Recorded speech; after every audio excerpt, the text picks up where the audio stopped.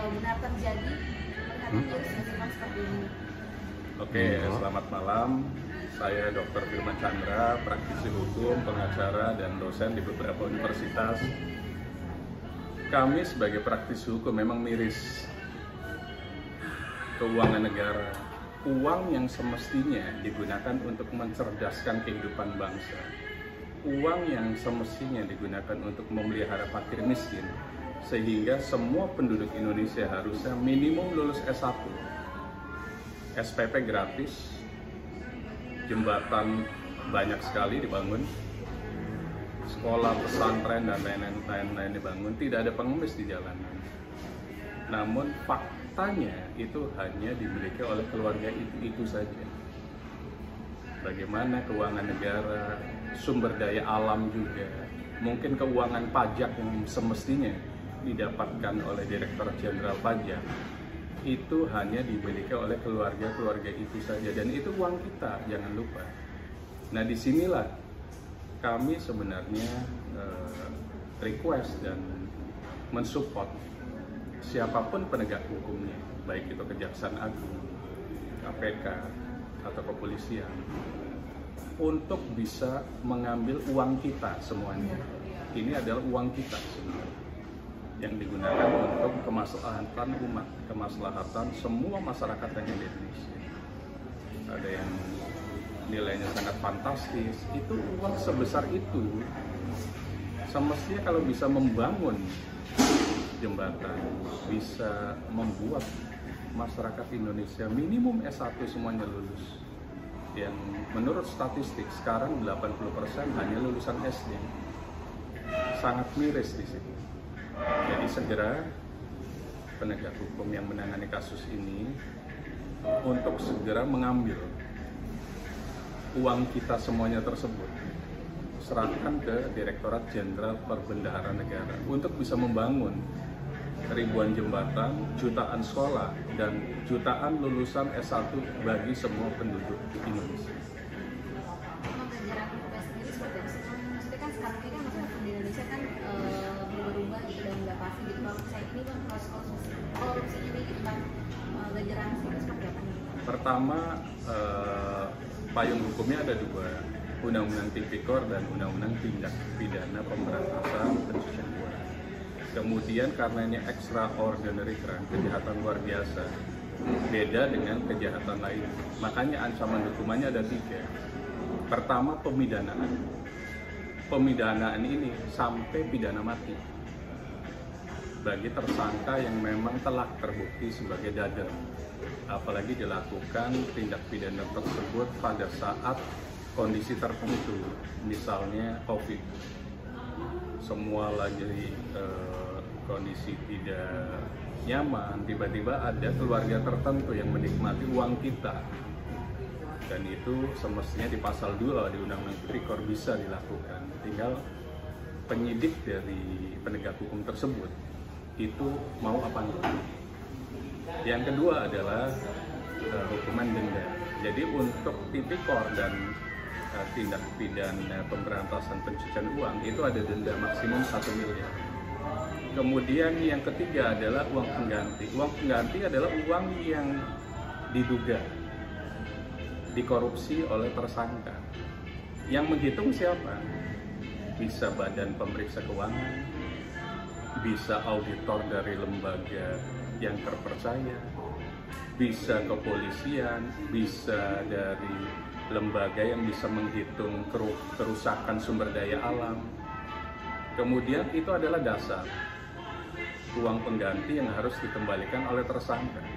Tersangkanya ada berapa? Kalau 1, berarti tersangka tersebut yang harus mengganti uang pengganti senilai yang sudah disebutkan di dakwaan oleh penyidik di Kejaksaan atau mungkin di KPK. Kemudian harus disita semuanya itu. Tapi dimiskinkan. Tapi kalau tersangkanya ada beberapa di kasus yang sama, tinggal tanggung renteng saja. Yang paling aktor intelektual yang terbesar, ya berarti terbesar. Kemudian jangan lupa ada penerima pasif Penerima pasif pun ada ancaman hukumannya 5 tahun. Artinya bisa langsung dipenjara. Karena di atas atau sama dengan 5 tahun itu boleh penyidik baik KPK atau Kejaksaan Agung boleh melakukan pengurungan, pemenjaraan kepada tersangka tersebut supaya tidak melarikan diri atau menghilangkan barang bukti. Jadi karena ancaman hukumannya sangat extraordinary crime dan ini merusak generasi muda, karena semestinya generasi muda bisa menikmati pendidikan gratis sampai S1, akhirnya terbelenggu, akhirnya banyak pengemis di jalanan. Itu adalah tugas negara pokoknya gitu. Negara otomatis membutuhkan dana yang besar. Nah, dana-dana ini ambil dari para koruptor atau para pencuci uang, money launderer tadi. Jadi penegak hukum jangan ragu, kami sebagai praktisi hukum support sepanjang untuk kemaslahatan umat. Yakin Anda bisa. Bang, ini juga banyak melibatkan para selebritis. Bang, seperti apa nih Bang? Dalam tindak pidana dengan kerugian yang masif, itu nggak mungkin dilakukan satu orang. Pasti akan berjamaah. Untuk apa? Orang melakukan tindak pidana korupsi sampai triliunan. Pasti ada beberapa orang yang mungkin melindungi. Nah, disinilah penegak hukum yang sekarang menangani Kejaksaan Agung, jangan ragu dan jangan bimbang. Siapapun, baik itu pejabat, baik itu pengurus partai politik, baik itu siapapun termasuk pesohor, kalau memang terbukti ada aliran dana, langsung saja dijadikan tersangka. Kenapa? Karena merekalah yang akan menerima secara pasif, atau bisa jadi pesohor tersebut mungkin aktif. Kalau aktif berarti pemidanaannya jangan 5 tahun. Kalau memang dia yang sangat aktif, pesohor tersebut, dan dilakukan di pasal 2 Undang-Undang Tipikor kondisi tertentu pada saat COVID pun, pidana mati juga. Karena apa?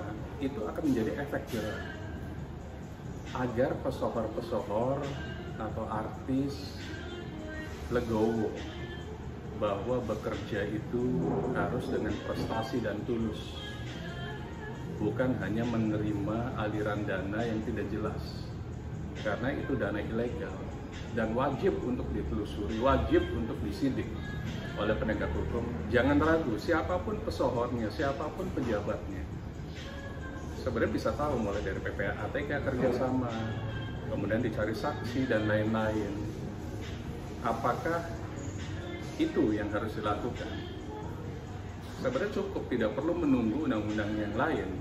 Undang-undang tindak pidana korupsi dan pemberantasan pencucian uang itu sebenarnya cukup untuk menggali siapa saja yang terlibat, baik aktif ataupun pasif.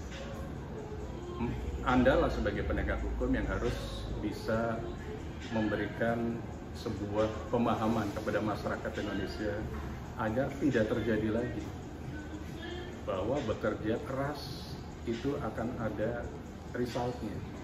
Jangan hanya menerima dana ilegal. Terima kasih.